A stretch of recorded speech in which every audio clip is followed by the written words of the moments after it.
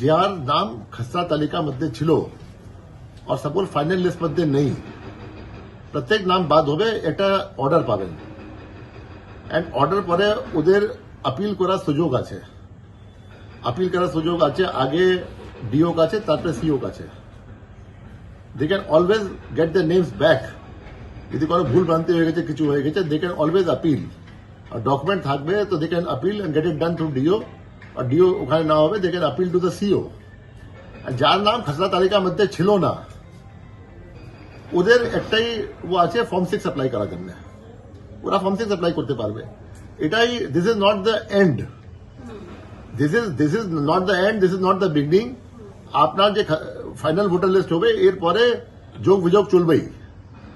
কেউ মারা যাবে, या কেউ শিফটেড হয়ে যাবে, या কিছু হবে, ওটা ফর্ম 7 হবে। যার আশা করি ফর্মেট খুব বেশি হবে না, কারণ এখন অনেক মানুষের কষ্ট হয়েছে, হিয়ারিং এ এসছেন, এখানে গিয়েছেন, ওখানে গিয়েছে, ডাকা হয়েছে, কিন্তু অনেক রিকনসাইল হয়ে গেছে।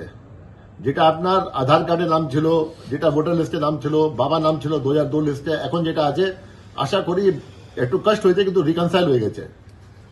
কিন্তু যারা নাম যে এলিজিবল হবে এরপরে ভোটার লিস্ট ঢোকার জন্য, যে বাদ গিয়েছে, যে কোনো বাইরে ছিল, he can always come through form 6।